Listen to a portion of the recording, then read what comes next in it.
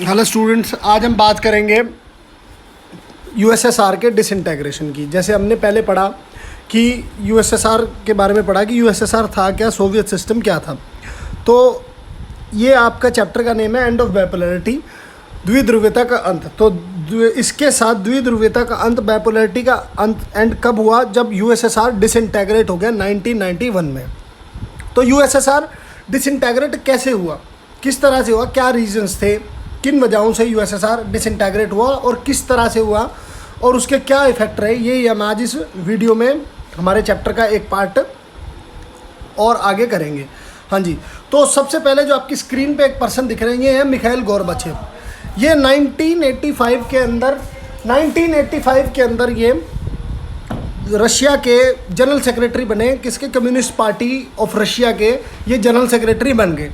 General secretary बनते ही इन्होंने ये सोचा कि जो हमारा कंट्री है वो बहुत पीछे चला गया है, तो अपने कंट्री के अंदर कुछ रिफॉर्म्स लाने के लिए इन्होंने सोचा।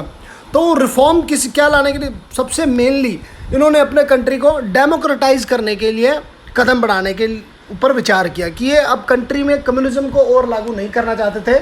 ये लोगों की प्रॉब्लम्स को समझते हुए वहाँ पे डेमोक्रेसी को लागू करना चाहते थे।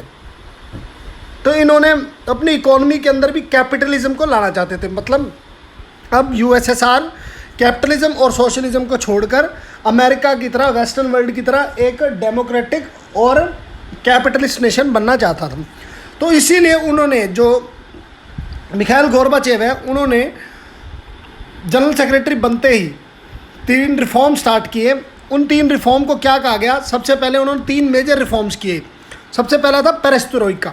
पेरेस्ट्रोइका एक रशियन, ये तीनों रशियन लैंग्वेज के वर्ड्स हैं। Perestroika means democracy. डेमोक्रेसी को सेटअप करने के लिए उन्होंने इसको रिफॉर्म किया कि वहाँ पे डेमोक्रेसी को सेटअप किया जाए। दूसरा ग्लासनोस्ट गवर्नमेंट को ट्रांसपेरेंट बनाया जाए, लोगों के प्रति जवाबदेह बनाया जाए और ट्रांसपेरेंट और जवाबदेह बनाया जाए। फिर था उस्कोर्नी, ये था फॉर इकोनॉमिक डेवलपमेंट। वहाँ पे आर्थिक तरक्की करने के लिए, अर्थव्यवस्था को पूंजीवाद की तरफ ले जाने के लिए, कैपिटलिज्म को, लिबरलाइजेशन को, कैपिटलिज्म को लागू करने के लिए ये उन्होंने तीनों रिफॉर्म इंट्रोड्यूस किए। अब ये यहाँ तक हमने पढ़ा कि गोर्बाचेव ने कौन कौन से यूएसएसआर का डिसइंटेग्रेशन होने की जो नींव थी, जो बेस था, वो गोर्बाचेव ने तैयार कर दिया था ये 3 रिफॉर्म को लाने के साथ ही। अब आगे हम देखेंगे कि क्या घटनाक्रम हुआ, कौन कौन से इंसिडेंट्स हुए जिस तरह से यूएसएसआर धीरे धीरे डिसइंटेग्रेट होता गया। सबसे पहले जो ईस्ट यूरोपियन कंट्रीज़ थे, east European countries Czechoslovakia, Romania, Hungary, Poland, Bulgaria and East Germany, ये कंट्रीज जब अपने नेबर कंट्रीज़ को देखते थे, जो अदर यूरोपियन कंट्रीज़ हैं, तो वो ज़्यादा डेवलप्ड थे टेक्नोलॉजिकली भी, इंफ्रास्ट्रक्चर वाइज भी। वहाँ के लोगों का लाइफ स्टैंडर्ड ज़्यादा अच्छा था उनके कंपैरिजन में वहाँ पे, बिकॉज कैपिटलिज्म था और डेमोक्रेसी थी। इसीलिए उन लोगों का अब यूएसएसआर से मन भर चुका था।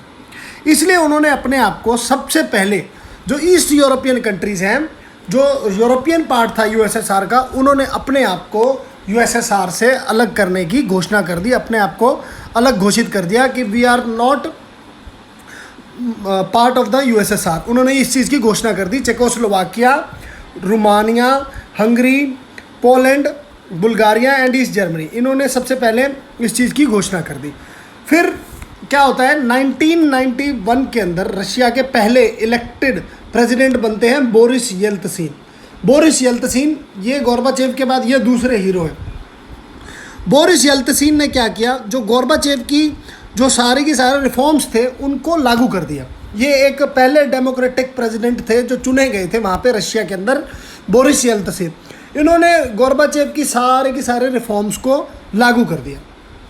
उसके लागू करते ही तो यूएसएसआर का जो बेस था कम्युनिज्म और सोशलिज्म, वो रहा नहीं। तो गोर्बाचेव ने उनको सपोर्ट किया और बोरिस येल्तसिन ने उन्हें सपोर्ट किया।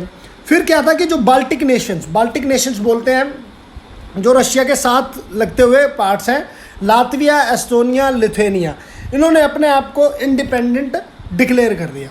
जो बाल्टिक नेशन थे, लातविया, एस्टोनिया एंड लिथुआनिया, इन्होंने अपने आप को इंडिपेंडेंट डिक्लेयर कर दिया कि we are not the part of USSR any more. फिर नेक्स्ट क्या है, गोरबाचेव ने इन्हें रिकग्नाइज कर दिया, इनके इंडिपेंडेंस को, इनकी स्वतंत्रता की घोषणा को गोरबाचेव ने मान्यता दे दी। इसी के साथ अब ये कंट्रीज आज़ाद हो गई।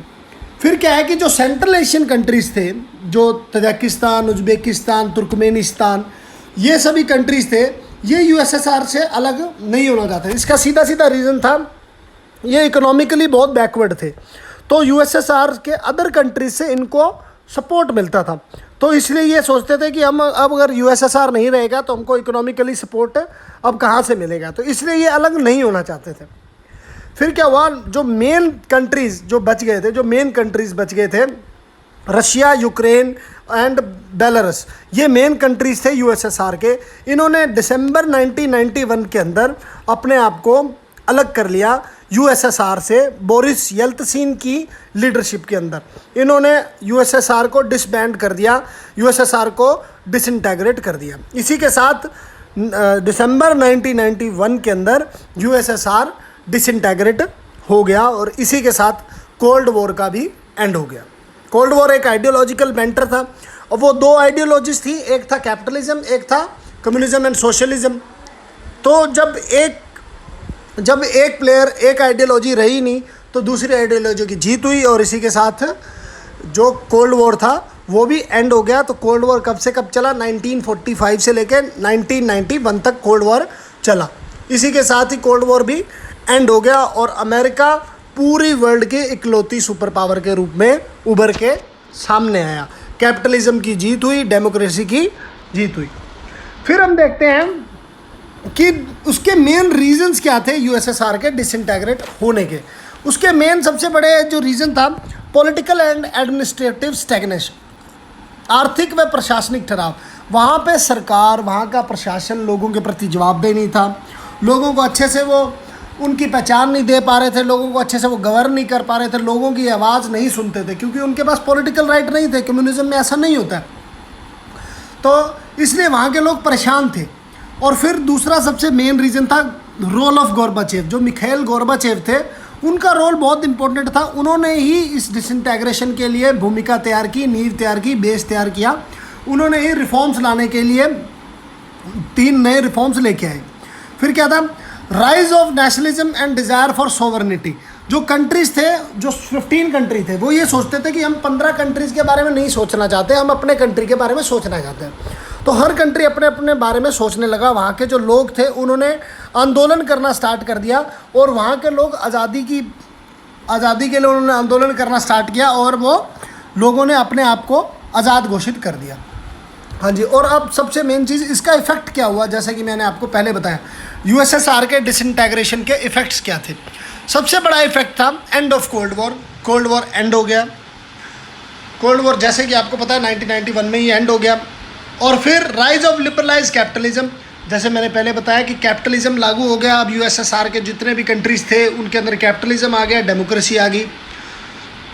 और एमरजेंस ऑफ न्यू स्टेट्स, जो नए इंडिपेंडेंट स्टेट थे यूएसएसआर से अलग हुए थे, उन्होंने अमेरिका के नाटो को ज्वाइन कर लिया, सीटो, सेंटो, इन संगठनों को ज्वाइन कर लिया। और इसी के साथ ही नए जो नेशंस थे वो उभर के सामने आए और यूएसएसआर का जो डोमिनेंस था वो चला गया। अब पूरी दुनिया में एक ही सुपर पावर था, वो अमेरिका रह गया था। और 1991 में इस तरह से